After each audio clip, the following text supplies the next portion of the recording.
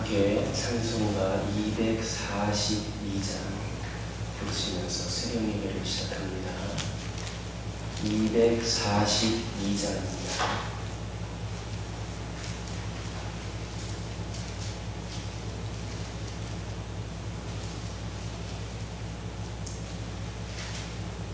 황무지가 장미꽃같이 피는 것을 볼 때에 구속함에 노래 부르며 거룩한 일나니 저기 거룩한 그 길에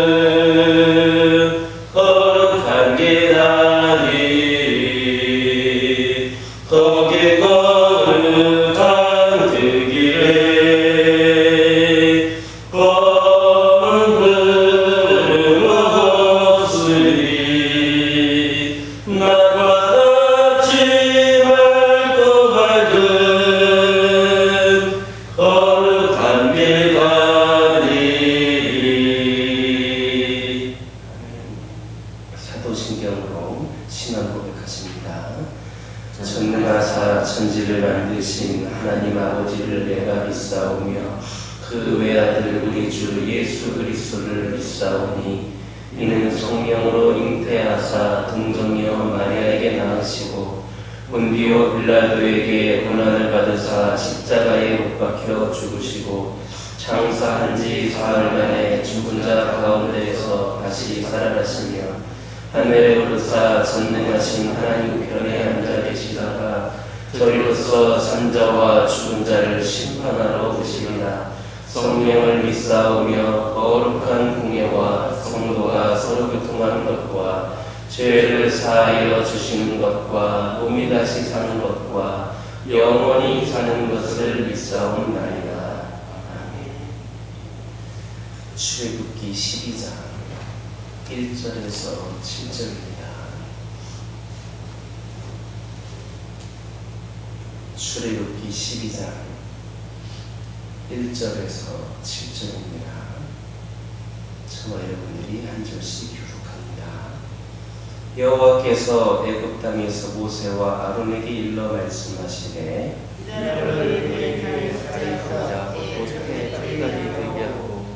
너희는 이스라엘 온 회중에게 말하여 이르라. 이달 열흘에 너희 각자가 어린 양을 취할지니 각 가족대로 그 식구를 위하여 어린 양을 취하되 그 어린 양에 대하여 식구가 너무 적으면 그 집의 이웃과 함께 사람 수를 따라서 나를 잡고 각 사람이 먹으시는 분량에 따라서 너희 어린 양을 계산할 것이며 너희 어린 양은 흠없고 1년 된 수컷으로 하되 양이나 염소 중에서 취하고 이달 열나까지 다녀다가 해질때 이스라엘 백성이 그 양을 잡고 읽겠습니다. 그 피를 양을 먹을지 좌우 문설주와 빈방에 바르고.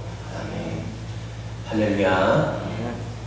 1절과 2절에 있는 말씀을 보면 하나님께서는 모세와 아론에게 출애굽의 결정적인 터대가 된 이 6월절 관련 기회를 주시면서 출애굽하는 그 달의 해의 첫 달을 해의 첫 달로 삼으라 이렇게 말하고 있습니다. 이것은 이스라엘 백성들이 달과 연수를 계산하기 위하여서 지금까지 사용했던 그 달력을 버리고 이스라엘 백성들에게 이제까지 모든 삶과 출애굽 그 후에 삶의 단절을 요구하신 것이고 새로운 탄생의 그런 의미를 기원하신 겁니다. 즉 이스라엘 백성들은 출애굽으로 인하여서 하나님의 거룩한 백성으로서의 정체성을 바로 세워야 될 것을 요구하신 것입니다. 그래서 이전의 삶을 버리고 이전에 사용됐던 애굽에 사용했던 달력도 다 버리고 이제 이 6월절을 첫 달로 하여서 새롭게 시작해보자 이렇게 말씀하신 겁니다. 마찬가지로 하나님께서는 그리스도의 구속사역으로 죄에서 해방된 우리 성도들에게 동일한 명령을 주십니다. 즉 하나님은 성도들에게 거듭나기 이전의 모든 부패한 삶의 모습을 버리고 구원받은 거룩한 하나님의 백성으로서의 정체성을 확립해 나가도록 요구하고 계신 것입니다. 이처럼 그리스도 안에서 거듭난 성도들은 거듭나기 이전에 그 죄악된 생활과 단절을 하고 완전히 다른 거룩한 삶을 살아야 합니다. 만일 우리 성도들이 구원을 받은 이후에도 구원받기 이전과 동일한 삶을 살아간다면 그것은 그리스도의 구속을 무가치한 것으로 만드는 것이고 그는 진정 구원받은 하나님의 백성이다 볼 수 없겠습니다. 그러므로 우리는 죄악된 옛 삶과 완전한 그 단절을 통하여서 하나님의 백성으로서의 거룩한 삶을 그 모습을 보일 수 있기를 예수님의 이름으로 기도드립니다. 2절을 보면 하나님께서는 모세와 아론에게 이 달을 너희에게 달의 시작 곧 해의 첫 달이 되게 하라 이렇게 지시하셨습니다. 즉 출애굽하는 달을 한 해를 시작으로 첫 달을 삼으라라고 하는 말씀입니다. 그렇다면 하나님께서는 왜 이런 명령을 주십니까? 그것은 이스라엘 백성들이 이 출애굽으로 말미암아 애굽에서의 그 종살이가 해방이 되고 하나님의 백성으로 새롭게 태어났기 때문입니다. 다시 말해서 이 이스라엘 백성들은 출애굽을 통하여서 비로소 의미 있는 삶을 살게 되었으므로 이 출애굽을 영원토록 기념하기 위하여서 이 출애굽 달을 해의 첫 달로 삼으라 이렇게 말씀하신 겁니다. 여기에서 보는 것처럼 이스라엘 백성들이 애굽의 종살이에서 해방이 되고 하나님의 백성으로 새롭게 태어났을 때에 그들의 삶은 의미가 있었습니다. 출애굽 이전에 그들의 삶은 어땠습니까? 아무런 그 이스라엘 백성들에게는 아무런 의미가 없었습니다. 있습니다. 왜냐하면 출애굽 이전에 그들은 애굽인들이 신으로 숭배하였던 짐승들보다도 못한 존재였습니다. 짐승보다 못한 존재가 어떤 의미가 있었겠습니까? 그러한 그들이 출애굽함으로 인하여서 하나님의 백성이 되었고 참으로 의미 있는 삶을 살게 된 겁니다. 그와 마찬가지로 오늘날 우리 성도들은 예수 그리스도를 믿음으로 말미암아 죄에서 구원을 받고 새롭게 태어나게 되었을 뿐만이 아니라 하나님의 자녀가 됨으로써 참으로 의미 있는 삶을 살게 되었습니다. 죄에서 구원받아서 새롭게 태어났을 뿐만이 아니라 하나님의 자녀가 되었다라고 하는 겁니다. 예수를 믿기 이전의 삶은 참으로 헛된 삶이었습니다. 그것은 죄의 종노릇하는 삶이었고 육적으로는 살아있었으나 영적으로는 완전히 죽어있는 지극히 무의미한 삶이었습니다. 그런 의미에서 우리가 예수를 믿고 영접하여 새롭게 된 날은 우리에게 영적인 생일입니다. 이렇게 예수를 믿음으로써 우리가 예수 안에 있음으로써 우리의 생애는 의미 있게 새롭게 시작이 되었습니다. 그러므로 우리는 우리가 예수를 믿고 새롭게 거듭나 구원받은 그 감격을 잊지를 말아야 합니다. 그리고 또한 우리로 예수를 믿을 수 있도록 역사하신 하나님의 은혜를 기리면서 찬송할 수 있어야 하겠습니다.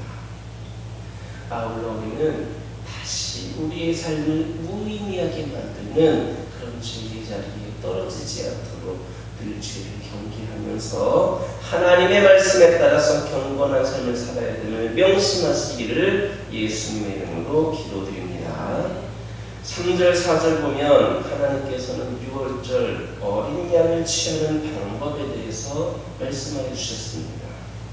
이 말씀의 요지는 가족대로 어린 양을 취하되 가족이 너무 작아서 먹고 남을 것 같으면 이웃과 함께 각 사람의 식량을 따라서 취하라라고 하는 겁니다. 즉 사람들이 다 먹을 수 있는 그런 분량만큼의 양만 잡으라고 하는 겁니다. 이것은 하나님의 말씀이 얼마나 합리적인가라고 하는 것을 보여줍니다. 만약에 하나님께서 무조건 한 집에서는 한 마리씩의 양만 잡으라고 했다면 어떻게 되었겠습니까? 식구가 작은 집은 고기가 남아서 다 태워야 했을 것입니다. 또한 그럴 경우 어떤 사람은 그 고기가 아까워서 하나님의 명령에 따라 태우지 않고 남겨둠으로써 죄를 범할 수 있는 그런 상황이 생길 수도 있었습니다. 반대로 식구가 너무 많은 집은 고기가 부족하여서 조금밖에 먹지 못함으로 인하여서 급히 애굽을 떠날 때에 허기져서 다른 사람들과 보조를 맞추지를 못했을지 모릅니다. 그러나 하나님께서는 감사하게도 그렇게 하지 않으시고 우리 사람들의 처지와 형편을 고려하여서 양을 잡게 하셨습니다. 먹을 만큼의 분량을 잡을 수 있도록 하셨습니다. 많이 잡는 것도 아니고 적게 잡는 것도 아니고 그 사람의 양에 맞게끔 잡으라고 하셨습니다. 이처럼 하나님의 말씀은 다 합리적이고 우리에게 유익이 될 뿐만이 아니라 우리의 처지와 형편을 고려하여 주신 것으로 우리가 지키지 못할 것은 하나도 없습니다. 물론 하나님의 말씀을 세상적으로 보면 매우 비합리적인 것처럼 보이는 것들도 있습니다. 그래서 세상 사람들은 하나님의 말씀을 비난하기도 합니다. 그러나 하나님은 결코 우리가 지키지 못할 말씀을 주시는 분이 아니십니다. 비록 세상에서는 비합리적인 말씀이라 할지라도 거기에 순종하다 보면 그 말씀이 얼마나 합리적인가, 얼마나 우리에게 유익을 가져다 주는가를 체득하게 된다라고 하는 겁니다. 그러므로 합리적이고도 우리에게 유익을 주는 하나님의 말씀에 겸손하게 순종하는 삶을 사시기를 예수님의 이름으로 기도드립니다. 5절을 보면 이스라엘을 장자 제한으로부터 구하는 데 필요한 6월절 희생제물에 대한 조건이 나타나고 있습니다. 그것은 어린 양 가운데에 흠이 없고 1년 된 수컷으로 해야 된다라고 하는 것입니다. 병들었거나 온전치 못하거나 만들던 것은 결코 유월절 희생제물이 될 수 없었습니다. 유월절 양에는 완벽하고 좋은 상태의 어린 양이 요구되어졌습니다. 이것이 무엇을 의미합니까? 이것은 인류가 죄로 인한 하나님의 심판에서 구원을 얻기 위하여서는 죄의 허물이 없는 자리에 계속 희생이 요구되고 있다라고 하는 것을 보여주고 있는 겁니다. 유월절 사건을 통해 이스라엘 백성들이 애굽의 노예 생활에서 해방된 이 출애굽 사건은 죄인이 죄에서 해방되어 구원받는 것을 예표하고 있습니다. 그런데 이 이스라엘 백성들의 출애굽 사건의 토대가 된 장자재앙에서 구원을 얻는 그런 유월절 희생양이 구원을 얻기 위해서는 유월절 희생양이 요구되었던 것처럼 우리 죄인들이 하나님의 심판에서 구원받기 위해서는 영적인 유월절 희생제물이 요구됩니다. 그리고 바로 그런 영적 유월절 희생제물은 유월절 어린 양이 흠이 없고 완벽했던 것처럼 죄와 허물이 없어야만 합니다. 물론 인간의 죄를 온전히 대속하기 위하여서는 인간이면서도 죄가 없어야 했습니다. 그 이유는 같은 죄인이 다른 죄인을 위해서 대속할 수 없었기 때문입니다. 생각해 보시기 바랍니다. 늪에 빠져 있는 사람이 어떻게 늪에 빠진 사람을 구할 수 있겠습니까? 그럴 수 없습니다. 그런 의미에서 아담의 자손으로 난 인간들은 누구도 다 대속제물이 될 수가 없었습니다. 왜냐하면 아담에게서 난 자는 아담의 원죄를 물려받은 죄인들이기 때문에 서로가 대속할 수가 없는 겁니다. 그러나 단 한 사람 예수 그리스도만이 죄가 없으셨습니다. 그는 원래 죄가 없으신 하나님이셨을 뿐만이 아니라 이 세상에 태어나실 때에도 남자의 후손 곧 아담의 후손이 아니라 여자의 후손으로 나셨기 때문입니다. 그래서 히브리서 7장 26절 보면 예수 그리스도를 가리켜서 거룩하고 악이 없고 죄인에게서 떠나 계신 자다 이렇게 표현합니다. 바로 예수 그리스도께서 인류의 죄를 짊어지시고 십자가에서 죽으셔서 우리의 죄를 대속하여 주셨습니다. 그러므로 죄인이 하나님의 진노의 심판에서 보호를 받고 궁극적으로 구원을 받기 위해서는 무죄한 자로 우리를 위해 죽으신 그리스도를 믿음으로 말미암아 그 안에 거해야 합니다. 그런 의미에서 그리스도만이 우리의 유일한 구주가 되심을 믿으시기를 예수님의 이름으로 기도드립니다. 6절에 있는 말씀 보면 유월절 양을 잡을 때에 회중이 함께 그 양을 잡도록 했습니다. 즉 유월절 양은 어느 특정한 사람이 아니라 그것을 구별한 모든 사람이 함께 잡았던 것입니다.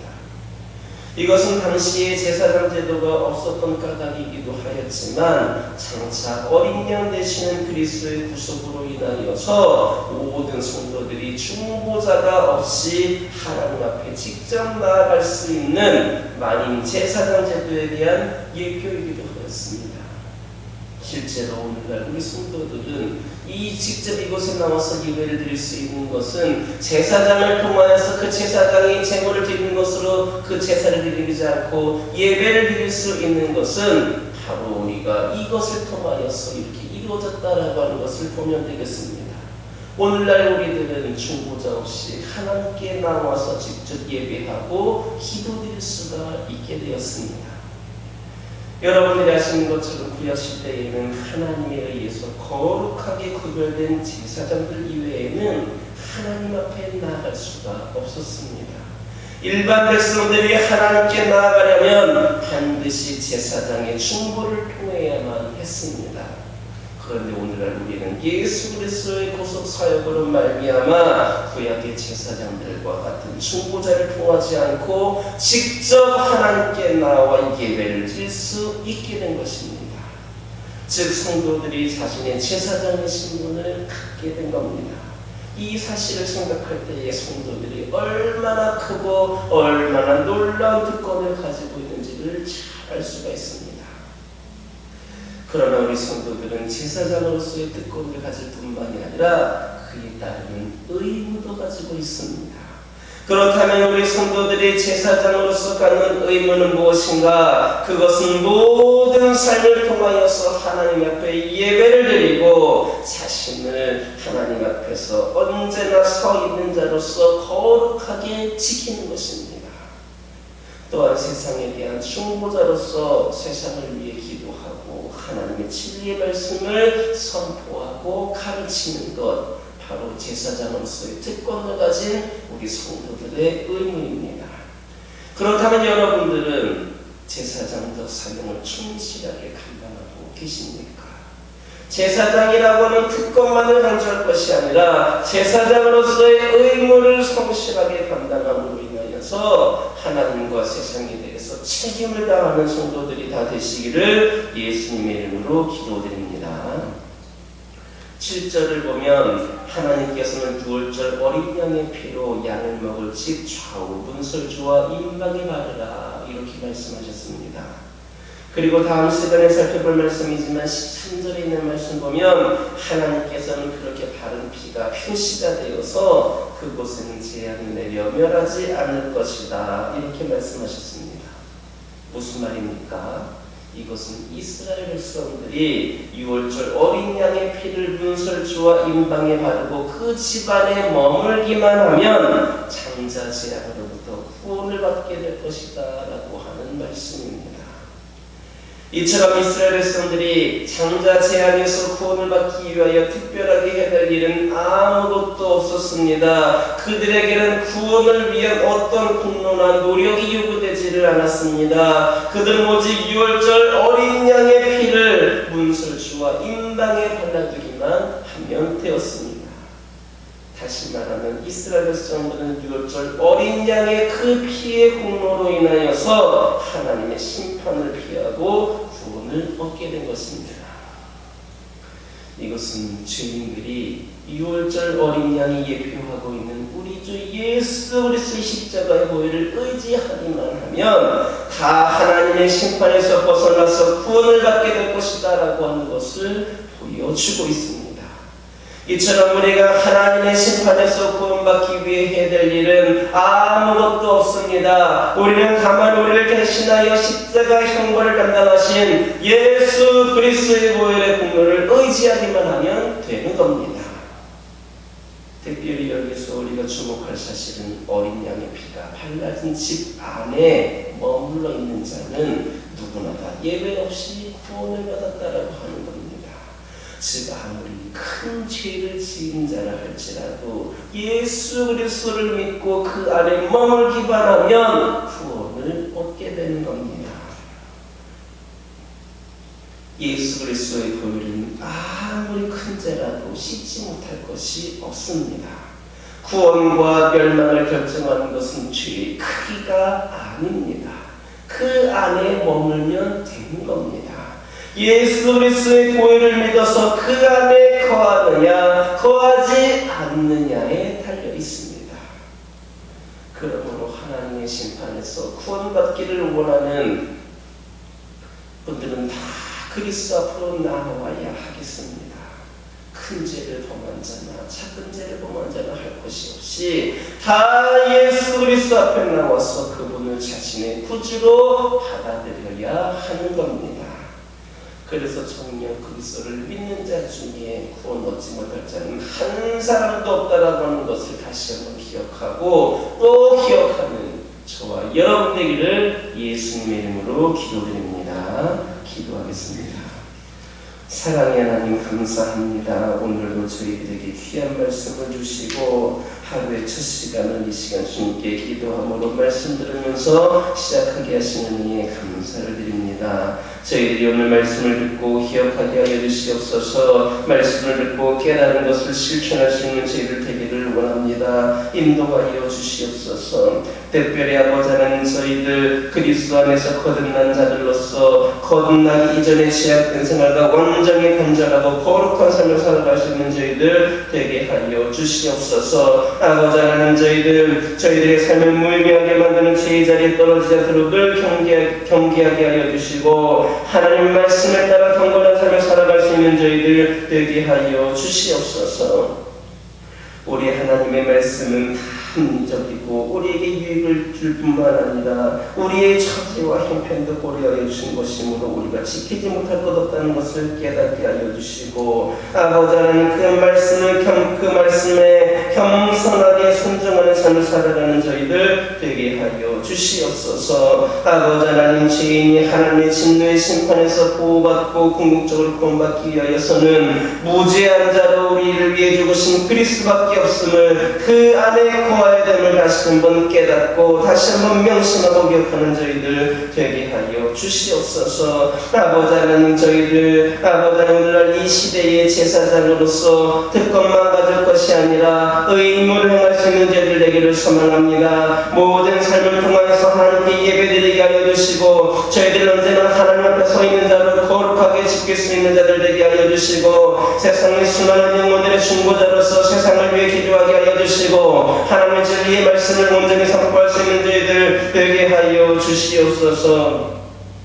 아버지 하나님, 이 시간 기도드리기를 소망합니다. 특별히 아버지 하나님, 저희들 뿐만 아니라 저희 주변에 있는 모든 영혼들까지도 아버지 하나님 그리스도 앞에 나와서 아버지 하나님 큰 죄를 지었던 작은 죄를 지었던 다 주님께 나와 믿고 받아들임을 말미암아 아버지 모두가 구원받고 천국 백성이 될 수 있도록 아버지 하나님이시여 인도하여 주시옵소서.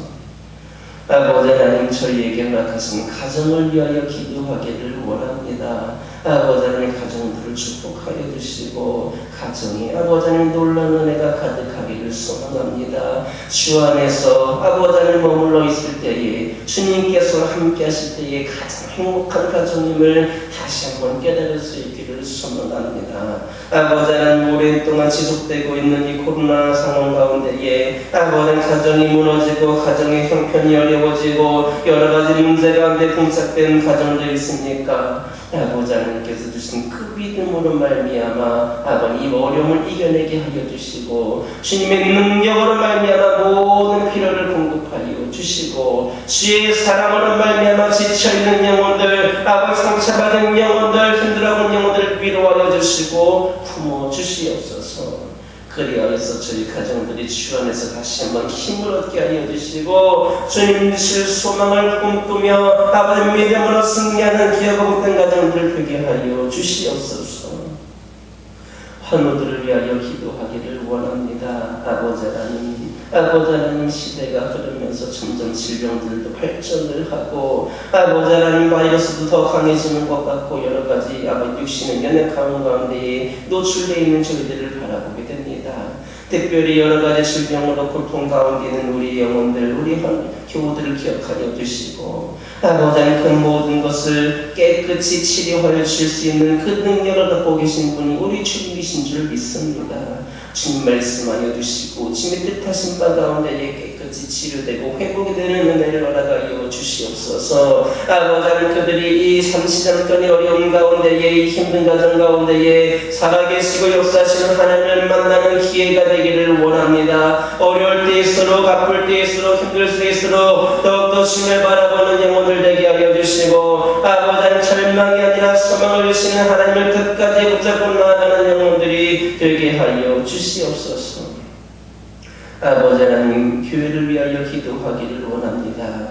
아버지 하나님, 이 재단이 2021년 다시 한번 아버지 독수리와 같이 아버지 날아오르는 귀하고 복된 재단 되기를 소망합니다. 더 높이 더 멀리 날아오르며 주님의 귀한 사명 감당하는 재단 되게 허락하여 주시옵소서. 모든 상황과 형편을 열어주시옵고 특별히 성령의 날개를 저희 재단이 달므로 말미암아 수많은 영혼들을 전도하고 세계 방방곳곳을 선교하고 아버지 수많은 영혼들을 섬기고 하나님의 복음을 전하고 사랑을 전하는 데에 부족함이 없는 재단 되게 허락하여 주시옵소서.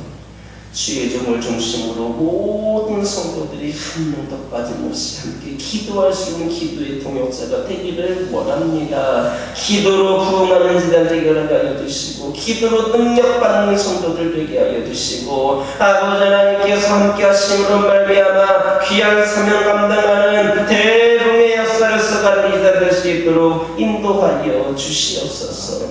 이제 새해를 시작하였습니다. 12월 30일 마지막 날에 풍성한 결실을 맺을 것을 기대하면서 기도하면서 열심을 다하면서 주의를 감당할 수 있는 이 제단 되기를 소망합니다. 역사하여 주시옵소서. 넘어진 자를 일으키는 제단 되게 하여 주시고 힘들어하는 자들에게 주의 사랑으로 위로하는 제단 되게 하여 주시고 아버지 하나님의 사망으로 가고 있는 모든 영혼들에게 천국 백성이 될 수 있도록 주의 뜨거운 은혜의 말씀을 잡고할 수 있는 귀한 제단 되기를 원합니다. 우울증이 퍼져가고 갈 것을 잃어버린 모든 제단에 모든 영혼들에게 길이요 진리요 생명이 되시는 예수 그리스도를 전할 수 있는 제단 되게 허락하여 주시옵소서. 다음 세대를 세우는 제단이 되게 허락하여 주시옵소서. 모든 성도들이 아버지 기쁨과 감사 가운데 살아갈 수 있는 귀하고 복된 제단 되게 허락하여 주시옵소서. 아버지 하나님 기도하기를 원합니다. 특별히 오늘은 주일입니다. 아버지 하나님 저희들 오늘 주일 예배를 드릴 때에도 또 아버지 여러 가지 불안하고 불편한 가운데 예배를 드리는 영혼들이 있겠지만 예배 드리는 모든 순간과 그 상황 가운데서는 오직 하나님만 기억하게 하여 주시고 받을 말씀에 기대하게 하여 주시고 주님께서 우리 예배를 기쁘게 받으실 것을 소망하며 예배 드리기를 소망합니다. 오늘도 아버지 각 교회에서 예배가 드릴 텐데 안전하게 아버지 예배 드릴 수 있도록 인도하여 주시고 아버지 특별히 온라인으로 예배 드리는 영혼들에게는 아버지 하나님 진정으로 그들이 그 예배를 통하여서 은혜를 받고 또 주어진 상황에서 최선의 예배를 올려드릴 수 있도록 그들의 몸과 마음을 주장하여 주시옵소서. 성령께서 감동하여 주시고 성령께서 인도하여 주시어서 저희가 드리는 예배가 저희들은 부족할지라도 그 올려지는 그 예배는 부족함이 없도록 아버지 하나님이여 역사하여 주시옵소서. 아버지 하나님 오늘도 여러 가지 기도 제목들 들고 나온 교우들이 있습니다. 부르짖으며 기도할 때에 모두가 다 응답받고 돌아가는 역사에 결합하여 주시옵소서. 오늘도 주신 말씀 이어가면서 승리의 삶을 살게 하여 주시옵소서. 예수님의 이름으로 기도드립니다. 하늘에 계신 우리 아버지여 이름이 거룩히 여김을 받으시오며 나라 임하옵시며 뜻이 하늘에서 이루어진 것 같이 땅에서도 이루어지이다. 오늘날 우리에게 일용할 양식을 주옵시고 우리가 우리에게 죄 지은 자를 사하여 준 것 같이 우리의 죄를 사하여 주옵시고 우리를 시험에 들게 하지 마옵시고 다만 악에서 구하옵소서. 대개 나라와 권세와 영광이 아버지께 영원히 있사옵나이다.